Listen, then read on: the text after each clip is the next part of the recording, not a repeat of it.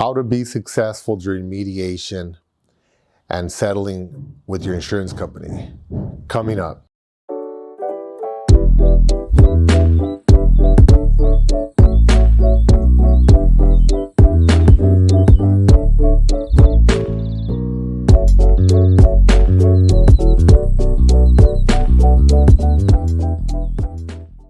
Hi everyone, this is Dr. Ernesto from AttaBoyCowBoy, and on this channel we give you health and wealth tips to help you be more successful. Now recently we were involved in a mediation to settle a lawsuit with a plaintiff, someone suing us, and an insurance company. And I want to share with you some of the experiences we had here because I think this is valuable information for folks that are in that type of situation. So number one is, let's say you have umbrella insurance or you have some type of insurance that covers you. Your insurance is going to pay for your attorney to defend you against the person suing you. So you're going to have some legal representation. They're going to cover the costs for the most part. Now, they're going to send you a letter. They're going to say, hey, you have the right if you want to hire your own attorney. And they're going to offer some really low amount. Like in this case, I think ours was offering like 150 bucks, and most of the attorneys around offer like $300 to $400 an hour is what they charge, up more. I found some that were charging like $600 or $700 per hour. Now, you're gonna look at that and you're gonna say, well, wow, I can't even get an attorney then for 150 bucks. And you're gonna call them, you're gonna call around, and a lot of the attorneys are gonna say, I can't take that, it's a joke. You're gonna have to pitch in the rest. And that's where you're gonna get stuck. I actually talked to some, I used the daily journal to look up some good attorneys. And remember, just because they're high ranked doesn't mean they're honest or they're very scrupulous. Attorneys, a lot of them are out to get you and get as much of you out, get as much money off of you as they can. So this guy I talked to was telling me that he was gonna represent me for 3 days just to give me advice. He wanted me to give him like 20 grand. And I looked at the hours he was gonna be helping me. He was basically gonna be helping me for about 5 hours. So I was gonna be paying him like $4,000 an hour. So I asked him, what's your hourly rate? He said $553. I don't know how he came up with the 53, but he charged $553. He was a good attorney. He was high ranked, but that's a ripoff. I already have an attorney, so I didn't really need him. I just needed what they call cumis counsel. It's spelled C-U-M-I-S. It's kind of like an attorney that comes in to help. So I called around. I found another guy with like 40 years experience. He was a USC grad, just a total stud.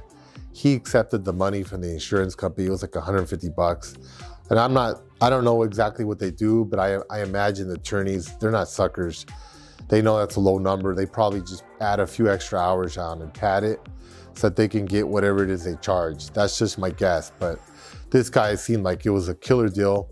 And I ended up finding several attorneys that would accept that low fee that the insurance company was offering. And the reason why you want to get cumis counsel is this. I used to think, well, hey, the insurance company obviously wants to win because they have a $3 or $4 or $5 million umbrella coverage for me, right? And I thought, so of course they want to win. But that's not exactly true. They do want to win, but they're going to make you pitch in for it. So you want to make sure that you have someone kind of watching your back. That attorney is representing you and the insurance company, so 50-50. So what I found is when I went to mediation with that attorney that the insurance company hired, they weren't commenting on any of the settlement stuff. They weren't saying how much I should pitch in or how much I shouldn't. They kind of left me on my own, and I was kind of like lost, like, wow, what do I do? How much do I pay? Let's say someone wanted 100,000. And I had, 500,000 coverage, let's say. I figured, well, the insurance company should cover it. That's not the way it works. They're gonna come to you, they're gonna say, hey, you know what? We don't think we're liable. We should cover you. We want you to pay 90 grand and we'll pay 10 grand. It's like, whoa, wait a minute. I thought I had 500,000. Yeah, but all the merits of your case are not covered because part of it's illegal. And what happens is when people sue you, there's this trick attorneys do. Let's say you get in a car accident, right? And you got hurt, and then, okay, so that should be cut and dry. You have liability insurance, but sometimes the other attorneys will throw other things on there. They'll say, oh, you were racist towards that person, or you were sexist or ageist, or you were like, negligent because you didn't do these other things. You didn't call 911 afterwards, the person on the floor dying or something. It can happen in any type of lawsuit. They'll find and they'll make up a lot of things that are not true, and they really are made up. In our case, one of the persons said that they got moved out of their house and that they had a cat, and the cat got stressed out, and the cat being stressed that person out. So then they had to go to the psychiatrist and get psychiatric therapy. Well, it turns out that person already had a long history of mental problems. It had nothing to do with us. And the cat getting stressed, well, how would you know? What are you gonna do, ask the cat? But those are the types of things people are suing for. So you wanna make sure that you have someone to back you up. So always take the offer to hire an attorney. Get Kumis counsel. They come on, they work specifically for you to defend you, and they kind of work on the case also. And they can advise you on what you should pay or shouldn't pay in these cases, and they'll kind of look out for you. So I strongly recommend you get Kumis counsel on these cases. Don't rely on just the insurance company's attorney. That's a huge mistake that we've made in the past. We're not gonna do that anymore. Now, the other thing is that when you go through the process of mediation and negotiation, we spend sometimes up to 6 hours a day talking to attorneys for the insurance company, the attorney that is representing you and the insurance company, the insurance adjuster. You're gonna have all these people calling you.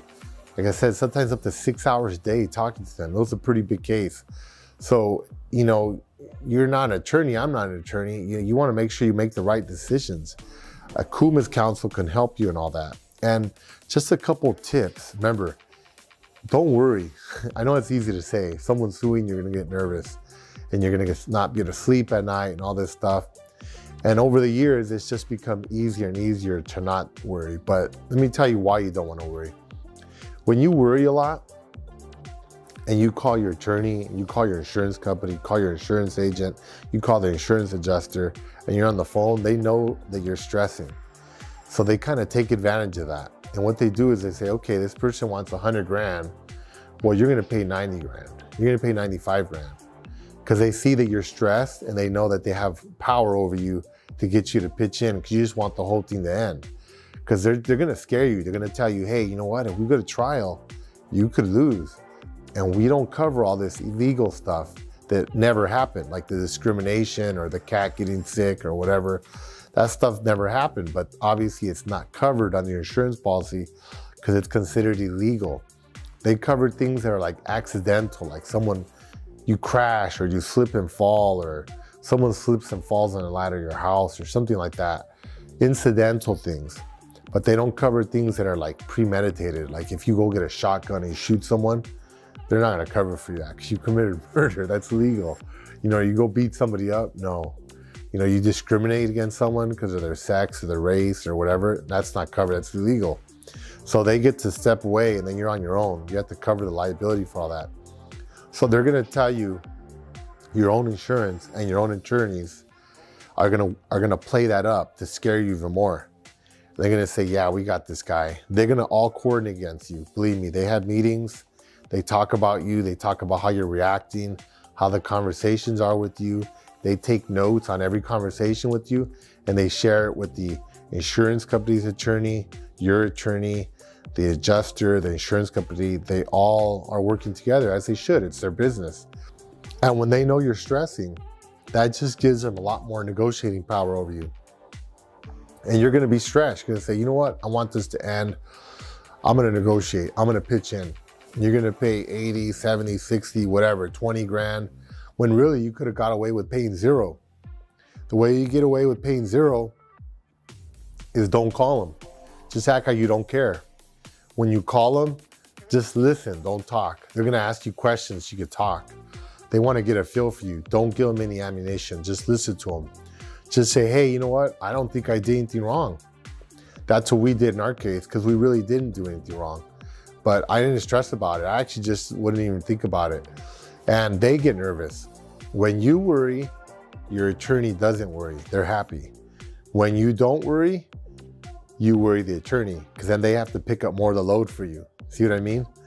So you want to make it easier, make the attorney do the work, make them do the negotiation, make them take on that stress. Don't take it on yourself. Let them go out there and argue and negotiate or whatever. And, they kept calling and saying, but yeah, all these illegal things. Oh, well, what illegal things? There aren't any illegal things. Yeah, but they're saying that, you were, discriminating against cats or whatever the case was. And I'm like, no, I never did that. And that's it. I didn't go into any explanations. Don't explain. Just say, no, that never happened. That's fake. And that's it. And then the more confident you sound, the more they're going to feel like, wow, we better just pony up, pay for this case, let's settle it. Then they're going to start coming down. Hey, instead of 90, why don't you pay 50,000? We'll pay 50. You'll say, no, I don't agree with that. And then there's another strategy. Insurance companies are doing this now because of a case called Blue Ridge. Remember, there's laws, but also there's court cases. And when you go to court, a lot of court cases are determined on previous court cases. So like if, for example, we'll use gay marriage as an example. If some courts said no gay marriage, then there wouldn't be gay marriage. But as times change, some of the courts might say, you know what, gay marriage seems like an okay thing, we're gonna allow it. So then it keeps going up and up and up, and more courts are looking at that as examples and say, okay, gay marriage is cool, we're gonna allow it. Now I went to the Supreme Court, now it's legal in the United States. That's how it starts. So Blue Ridge is a case where some guy that had umbrella insurance was getting sued, and I guess he did some stuff that was not right. I don't even know all the details of the case. But basically the insurance paid the suit for him, let's say $1 million. Then they turned around and sued him, the insured. Now that's not good, right? You don't want to get sued by your insurance company. But sometimes when you look at it strategically, it's like playing chess. It might be your best option. Now, in the particular case that we were helping out in, we were helping one of our clients. This person was getting sued. They didn't do anything wrong, but some of the stuff is hard to disprove because it never happened. So there's no evidence for or against it. So sometimes that can work against you. Because remember, when you're getting sued, you have to pay to defend yourself. So you're assuming all these costs, but the person suing you is not paying anything. Their attorney is basically working pro bono. They're working just to get a percentage of whatever settlement they get. So for them, it's a win-win, okay? But for you, the person getting sued, you have to flip out all these costs. That's why it's good to have umbrella insurance to make sure that you have something to cover those legal fees, okay? So they come in, they're suing our client for, I don't know, $3 million or something. And then they ended up going to negotiation. They went to mediation, which we'll talk about in a minute. And they couldn't come to an agreement. The insurance company would only pay $100,000. And I think the other party said they would pay $2.5 million. That was the least they would accept. That was totally irrational. They're not gonna get that much, and they know that, but they want bargaining power. So then it goes to the attorney, or the judge, I should say. Usually when you go to mediation, it's you in one room, the other party in another room, and there's a judge, like a retired judge that goes between the two rooms and tries to work out a settlement. Sometimes they work out the settlement in the same day. Sometimes they do it over the next few weeks. But right now, a lot of times they're doing it over Zoom because of COVID. So that's an effective way also. So they'll go back and forth in the Zoom rooms. Now, in this particular case, they couldn't reach an agreement. They were miles apart. The insurance said $100,000. The plaintiff wanted $2.5 million. They left it at that. It ended, but the judge kept working on the case back and forth, talking to both of the attorneys. They tell the attorneys, give me a paper that basically summarizes the strengths of your case. Give it to me in 3 days or something. The judge looks at it and weighs the merits of both cases, says, you know what? I think this case is worth $300,000. So usually he'll get kind of a consensus from both sides of what the minimum was or the most they would pay, or the minimum they would take to win, to settle the case, and they'll come up with a number in the middle. They'll say, okay, $300,000 and they'll give both parties a deadline, like a week or 2 weeks or 30 days or whatever. You guys have to decide if you'll accept this. Usually if they offer that to you, that usually means the plaintiff is in agreement with it. Somehow they negotiated privately with the judge and they came up with that number, 300,000. It got presented to our client. The client was asking me, dude, do we pay this 300,000? What do we do? I told him, well, they didn't have Kumis counsel. They only had the regular attorney. So that attorney couldn't give them any advice. And they were trying to get Kumis counsel. It was a little late in the game, so too late. So that's why you want to get Kumis counsel from the beginning. Get your own attorney to help you with the case and have the insurance company pay for it. Now, what I suggested is this, and this has generally worked out well for other clients, is that if you go to court with this person suing you for $3 million, you could lose. If they get treble where they triple it, it could be worth $9 million. Now, that's very unlikely, but it's a possibility. Now, if you just go to court, or if you just say, you know what, insurance company, I'm not gonna pay anything. I'm gonna pay zero because I feel like I did nothing. The insurance company will pay the 300,000, which they did, but then they're gonna send you a letter. It's gonna say, okay, you have 3 options. You can take the case over yourself if you don't agree with it, and you can pay all your legal fees, which obviously you don't wanna do, especially if you have insurance. You want them to pay for it. 2, you can pay 50-50 with us, 150, and we're done, it's over. Or we'll pay the 300, but we're gonna reserve the right to sue you, the insured, for that 300,000 later. I suggested he let the insurance pay the 300 and let them try to sue him for it, because that is better than facing 9 million. You face 9 million with the person suing you, or you face being sued by the insurance for 300. And why is that a better option? Well, think about when you go to court and there's a jury, okay? You know, when you're against another person, they could side with either side, you don't know. But when you're against an insurance company always has a disadvantage, huge disadvantage. Nobody likes insurance companies. A lot of times people get in car accidents and they get screwed around. They don't get paid for the accidents or whatever it is that happened.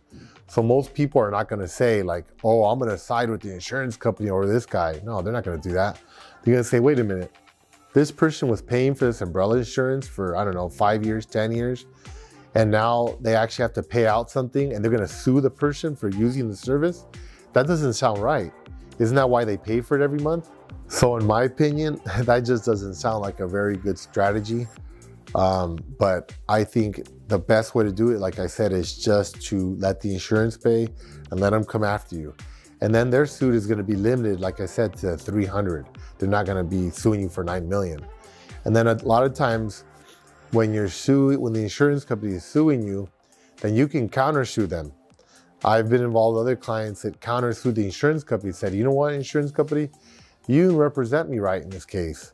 That's why I lost. That's why 300,000 had to be paid. And you put me through stress for 2 or 3 years before the case was settled. So now you owe me, you know, 100 grand or whatever the number is. And that's gonna cause a lot more problems. I see it very unusual that the insurance company will sue you. And it's also easier to find and find mistakes they might have made in their case, where your defense counsel could say, okay, insurance, you want to sue us for 300? You lost because you were incompetent. And a lot of times what they say, you're suing my insured for the money that you lost and had to pay out to this person. But the reason why you had to pay Joe Smo 300,000 is because you hired the wrong attorney, an attorney that was incompetent to defend him in the first place. And that's why he lost. So there's a lot of wiggle room. There's a lot of things they can do to get you out of the situation. So I strongly recommend that. Now, in terms of mediation, when you go to the mediation and you're in there in the room, you're negotiating, just try to stay quiet. Like I said, you're gonna get emotional, you're gonna wanna plead your case, you're gonna wanna explain why this is all fake. It's best not to say anything. I use something called Bach flower remedy. It's called Rescue Remedy. I totally recommend it. You put a drop, it's for vibrational therapy. It's very good, it helps relax you. Just chill out, take a chill pill, go in there, listen to everything, take notes, get information so you can be ready to negotiate or whatever you need to do. And at the end of the day, if you really need to, you could kick in something if you know that you're really, really on the hook and you did everything wrong. That's up to you. You figure out how much you want to pay or if you want to pay at all. But I know now I've learned a lot of times people don't kick in anything. It's just really easy. There's a lot of wiggle room to get out of those lawsuits if you're the insured. It's unlikely your insurance is going to sue you. So just go to those meetings, answer to the judge, always be respectful to the insurance agents and attorneys. Always be super cool with everybody. Remember, these are all people. So if you come off like a jerk, they're not going to want to come up to bat for you. You want to be cool. Say, be a nice person, be polite, be appreciative. Say, hey, thank you for coming here to help me today. Thank you for helping me with this case. I really appreciate it. Always show gratitude. Gratitude never goes out of style. Be polite. Even when you don't agree with them, just listen and just agree to disagree in your mind. Don't get into arguments or nothing, especially with the people that are there to help you. So I hope that helps. And if you have any questions, please comment below and I'm happy to answer your questions. And if you haven't already, please subscribe to our channel. Thank you. Goodbye.